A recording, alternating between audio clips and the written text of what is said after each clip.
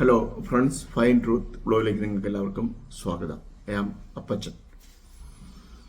ഞാൻ ഇന്ന് സംസാരിക്കുന്ന വിഷയം വളരെ സാമൂഹ്യ പ്രാധാന്യമുള്ളൊരു വിഷയമാണ്. മതപരമായ അസഹിഷ്ണുത ഒത്തിരി ആളുകൾ വെച്ച് പുലർത്തുന്നുണ്ട്. അതൊരു പക്ഷെ അവരുടെ അറിവില്ലായ്മ കൊണ്ടായിരിക്കാം. ഞാൻ അതിനെ സിമ്പിളായിട്ടൊന്ന് ഉദാഹരിക്കാം. ഇപ്പോഴാണ് അണുകുടുംബങ്ങളുള്ളത്. മുൻകാലങ്ങളിലുള്ള കുടുംബങ്ങളിലെല്ലാം 5 പേര് 6 പേര് അല്ലെങ്കിൽ 10 പേര് വരെയുള്ള കുടുംബങ്ങളുണ്ട്. അപ്പനും അമ്മയും ബാക്കി കുറച്ച് ആമക്കളും കുറച്ച് പെൺമക്കളുമായിട്ട്. ഈ കുടുംബത്തിലെ എല്ലാ അംഗങ്ങളുടെയും താല്പര്യങ്ങളും ഇഷ്ടങ്ങളും എല്ലാം ഒരുപോലെയാണോ? ഭക്ഷണ കാര്യത്തോടെ എല്ലാവർക്കും ഒരുപോലെയുള്ള താല്പര്യമാണോ ഉള്ളത്? ചിലർക്ക് ചിക്കൻ ഇഷ്ടമായിരിക്കാം, ചിലർക്ക് മട്ടൺ ഇഷ്ടമായിരിക്കാം, ചിലർക്ക് ബീഫ് ഇഷ്ടമായിരിക്കാം, ചിലർക്ക് പച്ചക്കറിയാണ് ഇഷ്ടം. അവരുടെ ഹോബികൾ തമ്മിലോ എന്തോരം മാറ്റമുണ്ട് അല്ലേ? ചെസ് കളി ഇഷ്ടപ്പെടുന്നവരുണ്ട്, വോളിബോൾ ഇഷ്ടപ്പെടുന്നവരുണ്ട്, ഫുട്ബോൾ ഇഷ്ടപ്പെടുന്നവരുണ്ട്, പല വിധത്തിലുള്ള. ഈ ഒരു വീട്ടിൽ തന്നെയുള്ള കാര്യം ഞാൻ സംസാരിക്കുന്നു. പല വിധത്തിലുള്ള അഭിരുചികളും താല്പര്യങ്ങളും ആണ് അവർക്കുള്ളത് എന്ന് വിചാരിച്ച് അവരെല്ലാം ഒരപ്പൻ്റെ അമ്മയുടെയും മക്കളല്ലേ? സത്യമല്ലേ? ചിന്തിച്ചു നോക്കിയേ. അതെ. അപ്പോൾ അവരുടെ അഭിരുചികൾ വ്യത്യസ്തമാണ് എന്ന് വിചാരിച്ച് അവരുടെ അഭിരുചികൾ വ്യത്യസ്തമാണെന്ന് ഉള്ള കാരണത്താൽ ഈ അപ്പനും അമ്മയും അവരെ വ്യത്യസ്തമായിട്ട് കാണും.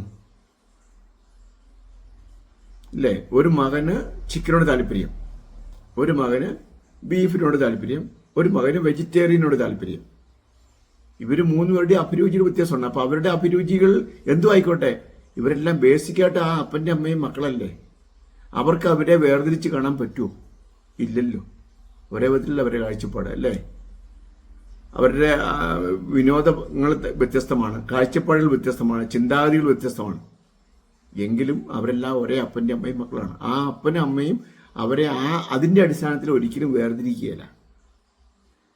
സുഹൃത്തുക്കളെ, അപ്പോൾ നമ്മളെല്ലാം ചിന്തിച്ചു നോക്കിയാൽ നമ്മളെല്ലാം ദൈവത്തിൻ്റെ മക്കളല്ലേ? നിങ്ങൾ ആരും ആയിക്കോട്ടെ, ഏത് വിശ്വാസത്തിലും ആയിക്കോട്ടെ, എങ്കിലും നമ്മളെല്ലാം ദൈവത്തിൻ്റെ മക്കളല്ലേ? അപ്പം നിങ്ങളെല്ലാം അംഗീകരിക്കുന്നത് പൊതുസത്യം ഞാൻ പറയട്ടെ, ഒരു ദൈവം ഉള്ളൂന്ന് നമ്മളെല്ലാം അംഗീകരിക്കുന്ന സംഗതിയല്ലേ? നമ്മുടെ താല്പര്യങ്ങൾ വ്യത്യസ്തമാണെന്നുള്ളത് സത്യം. പക്ഷെ എന്ന് വിചാരിച്ച് നമ്മുടെ ആ ദൈവത്തിൻ്റെ മക്കളല്ലാതായി വരുന്നുണ്ടോ? അപ്പം എന്തിനാണ് വ്യത്യസ്ത അഭിരുചികളുള്ള ഒരു വ്യക്തിയെ നമ്മൾ വ്യത്യസ്തമായി കാണുന്നതാണ്? കാണേണ്ട കാര്യമുണ്ട്. ചിന്തിച്ചു നോക്കി അല്ലേ?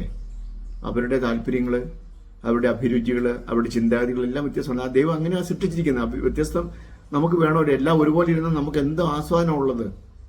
ഭൂമിയിലുള്ള പൂക്കളെല്ലാം റോസാപ്പൂവാണെങ്കിൽ നമുക്ക് വെറൈറ്റി ഇല്ലെങ്കിൽ നമുക്ക് ആസ്വാദനം ഉണ്ടോ?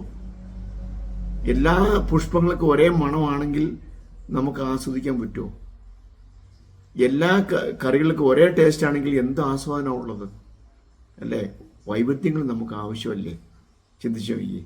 അപ്പോൾ മാത്രം നമുക്ക് ആസ്വദിക്കാൻ കഴിയുള്ളൂ. അപ്പോൾ നമ്മൾ മതത്തിൻ്റെയും വർഗത്തിൻ്റെയും ജാതിയുടെ അടിസ്ഥാനത്തിൽ ഒരിക്കലും ആളുകളെ വേർതിരിച്ച് കാണാൻ പാടില്ലല്ലോ അല്ലേ? സുഹൃത്തുക്കളെ, നിങ്ങളൊന്ന് ചിന്തിച്ചു നോക്കി. അത് ശരിയല്ലേ? ഒരു പ്രസ്താവന ദൈവം അങ്ങനെ കാണുന്നില്ലല്ലോ. എല്ലാവരും ദൈവം ഒരുപോലെയല്ലേ കാണുന്നത്?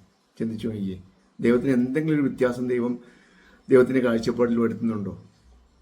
അല്ലേ? എല്ലാവരും ദൈവം ഒരുപോലെ കാണുന്നു. നിങ്ങൾക്ക് എല്ലാവർക്കും സംരക്ഷണം കിട്ടുന്നു, എല്ലാവരെയും ദൈവം കരുതുന്നു അല്ലേ? ഒരു വ്യത്യാസം കാണിക്കുന്നില്ല. അപ്പം നമ്മൾ തീർച്ചയായിട്ടും അതിനെ അനുകരിക്കേണ്ടതല്ലേ? അപ്പോൾ ജാതിയുടെയോ മതത്തിൻ്റെയോ നിറത്തിൻ്റെയോ വ്യത്യാസത്തിൽ നമ്മൾ ഒരിക്കലും ആളുകളെ വേർതിരിച്ച് കാണരുത് എന്നല്ലേ അത് പഠിപ്പിക്കുന്നേ? മതപരമായിട്ടുള്ള സൗഹാർദ്ദം അല്ലേ നമ്മളുടെ ഒരു വിജയം? അപ്പം മതപരമായിട്ടുള്ള സൗഹാർദ്ദം നമുക്ക് എല്ലാവർക്കും ആവശ്യമാണ്. അപ്പോൾ അതുകൊണ്ട് നമ്മൾ എല്ലാവരെയും ഒരുപോലെ കാണാൻ പഠിക്കുക. ചിന്താഗതികൾ വ്യത്യസ്തമായിരിക്കും, അതിൻ്റെ വേർതിരിൽ ഒരിക്കലും വേർതിരിക്കരുത്. മറിച്ച് അത് നമ്മുടെ സഹോദരനാണ്, ഇത് നമ്മുടെ സഹോദരിയാണ് എന്നുള്ള ചിന്തയിൽ നമ്മൾ മുന്നോട്ട് പോകുമ്പോൾ നമുക്ക് സന്തോഷം ആസ്വദിക്കാൻ കഴിയും. എല്ലാവരുമായിട്ട് നല്ലൊരു ബന്ധം ആസ്വദിക്കാൻ കഴിയും. അത് നമ്മൾക്ക് സുരക്ഷിതത്വമാണ്, സന്തോഷമാണ്. അത് നമുക്ക് എല്ലാവർക്കും ആനന്ദം പ്രദാനം ചെയ്യും. അതുകൊണ്ട് ഇന്നത്തെ ഈ വീഡിയോ നിങ്ങൾക്ക് ചിന്തിക്കാൻ കഴിയുന്ന ചില വിവരങ്ങൾ ഞാൻ പ്രദാനം ചെയ്തെന്നാണ് ഞാൻ വിചാരിക്കുന്നത്. അപ്പോൾ ഈ ചാനൽ ഇതുവരെ സബ്സ്ക്രൈബ് ചെയ്തിട്ടില്ലെങ്കിൽ ദയവായി സബ്സ്ക്രൈബ് ചെയ്യുക. നിങ്ങളുടെ വലിയ കമൻറ്റുകൾ രേഖപ്പെടുത്തുക. അടുത്തൊരു വീഡിയോയിൽ നമുക്ക് മറ്റൊരു വിഷയമായിട്ട് കാണാം.